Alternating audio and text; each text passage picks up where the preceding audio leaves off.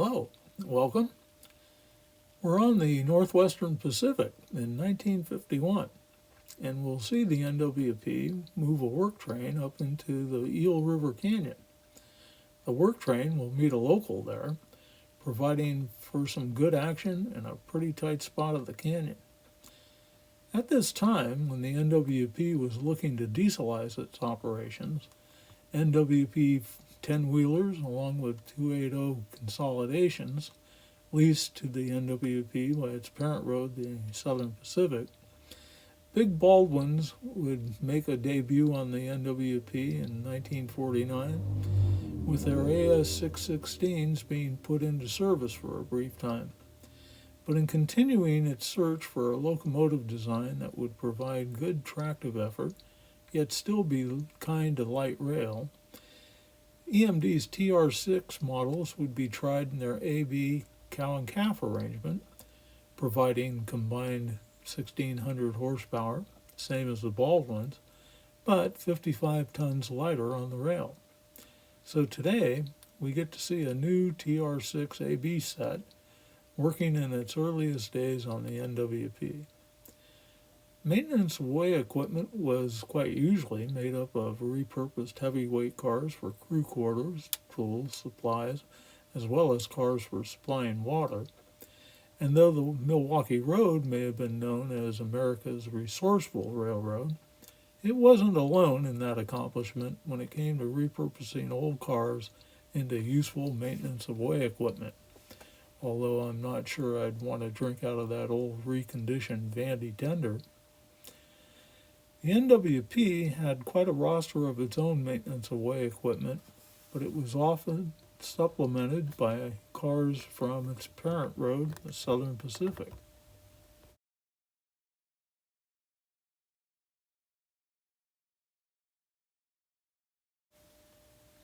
The TR6 cab units were equipped with dual controls, allowing for operation in both directions. This would be quite advantageous on the NWP, as running through the narrow Eel River Canyon would not offer much opportunity to turn engines. Of course, all railroads must maintain their track and right-of-ways, so they would usually have a pretty fair amount of maintenance of way equipment. On the NWP, it would be a huge understatement to say that maintenance of way wasn't an extraordinarily continuous all-year-long endeavor, as its particular geography was most difficult to maintain due to never-ending slides, sinks, and other earth-moving events in this very active geologic area of California. And very wet winters would have huge effects on the railroad's operation. In the winters of 1937, 55, and 64, the railroad would suffer through major floods, causing track washouts, bridge washouts, and innumerable slides, closing the road for months at a time. Indeed, for 177 days in 1964. In addition to floods, many tunnel fires would shut down the line. Over the life of the road, many millions would be spent rebuilding bridges, track, and its right-of-way, repairing or daylighting tunnels, or rerouting around them in order to keep the line open.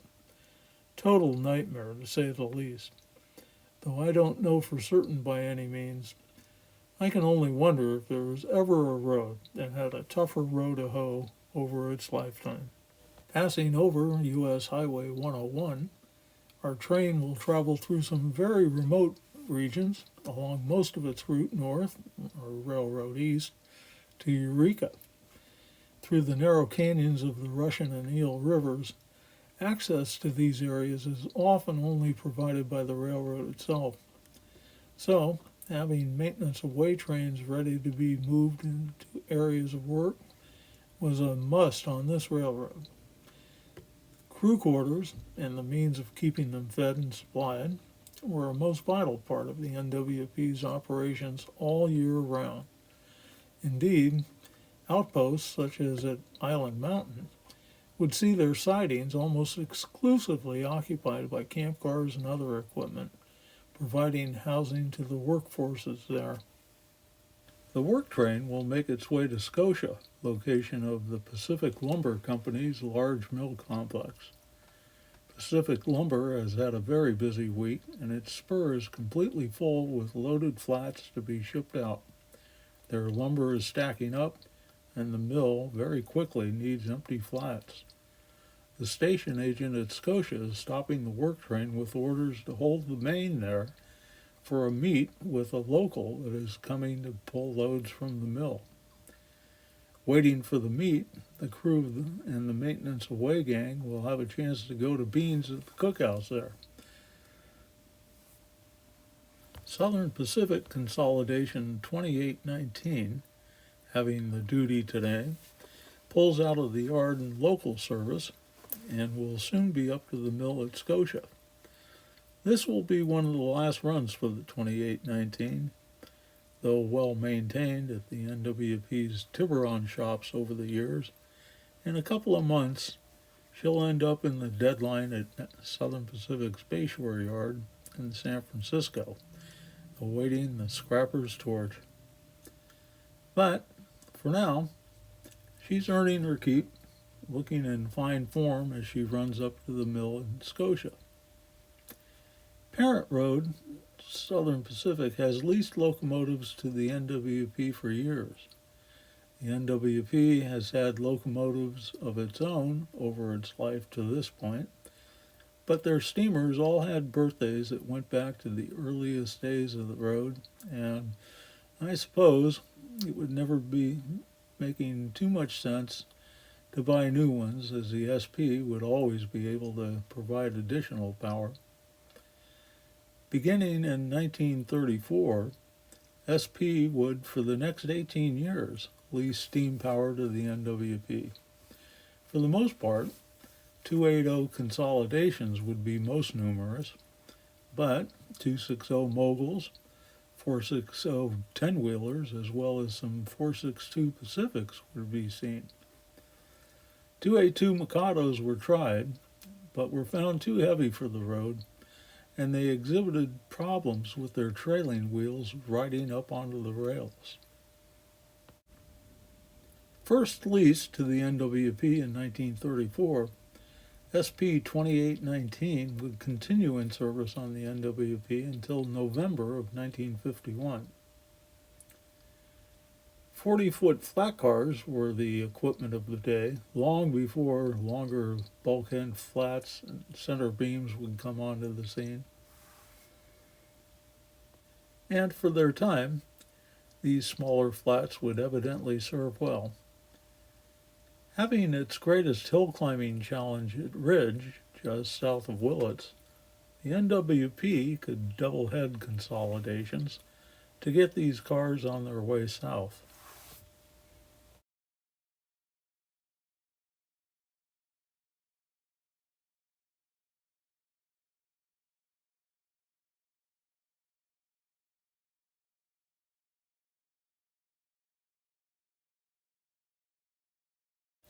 Approaching Scotia, the local will take the siding in front of the station.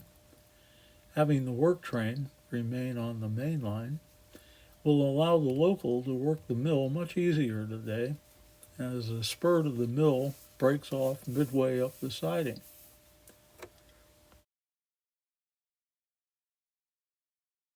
Seeing the local arrive, the crew and the maintenance away gang from the work train know they'll still have plenty of time to finish their meals at the station cookhouse, as the local will be a while yet, pulling loads and spotting empties at the mill.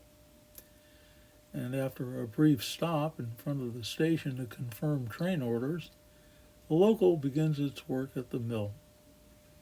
Might add that although the Northwestern Pacific never painted the railroad's classic emblem on their cabooses, I couldn't resist adding it onto this car. Just too cool to not have at least one of them carry it. Since the local is an out and back turn today, it will require a runaround to head back, but not to worry. Even though the work train is sitting on the main, the crew of the work train will be back from beans in plenty of time to continue on their way up the canyon, thus clearing the main for the local. So anyway, for a bit longer here, the members of the work train can continue to enjoy the rest of their great cookhouse meal. At least it's better stuff than what Cookie's been feeding them in their so-called diner. But the work train will need to get up to Alton in time to be in the clear of train number 3 coming down from Eureka later. So the work train and train crew had better be ready to go when the local has finished its work.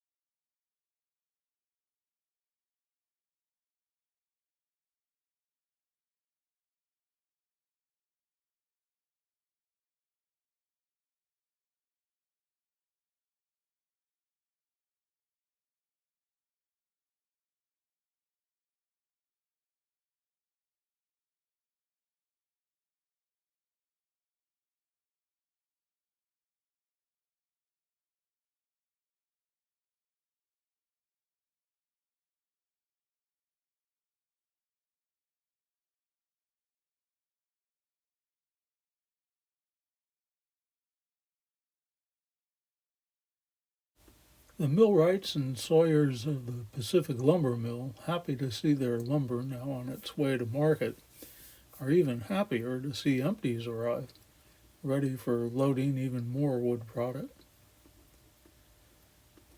Real estate is very limited in the canyon, and that can dictate the length of sidings there.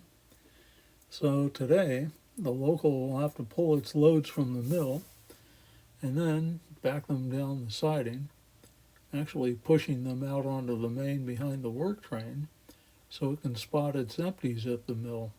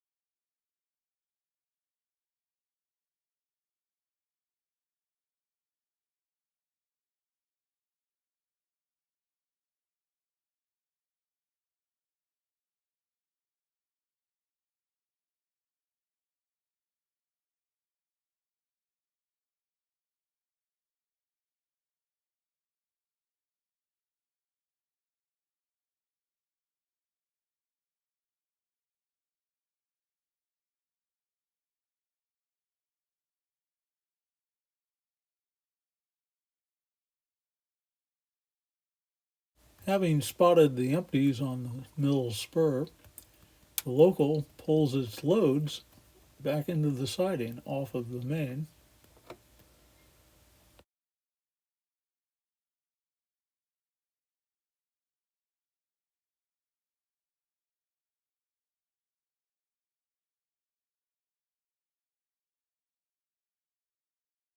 The head end crew of the work train hop onto the 2819 to catch a ride back up to their new diesel set, and there will prepare to head north once again with their work train.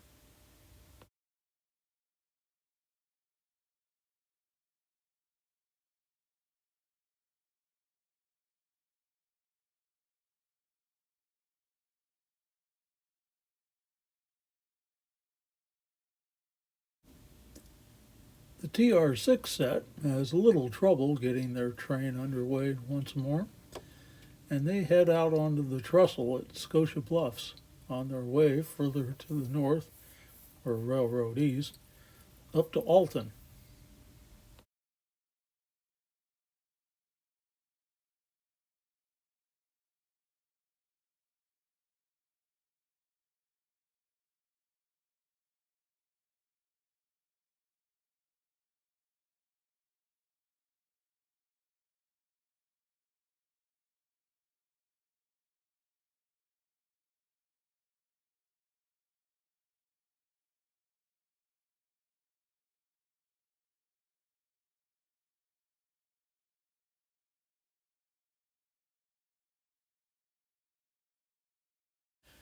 Over its lifetime, nature has not been too kind to this piece of the railroad.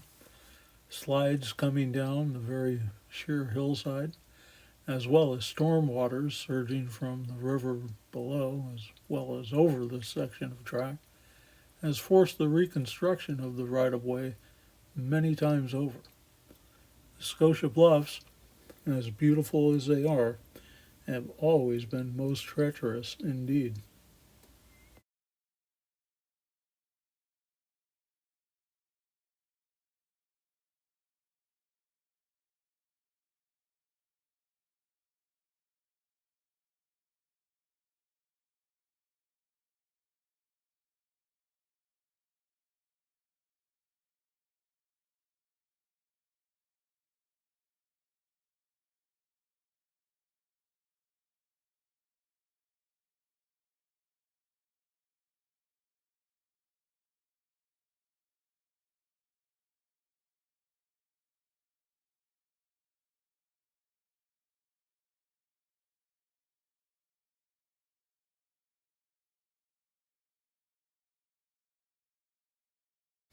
With the work train gone, the 2819 makes its runaround and will head back down south, Railroad West, operating tender first.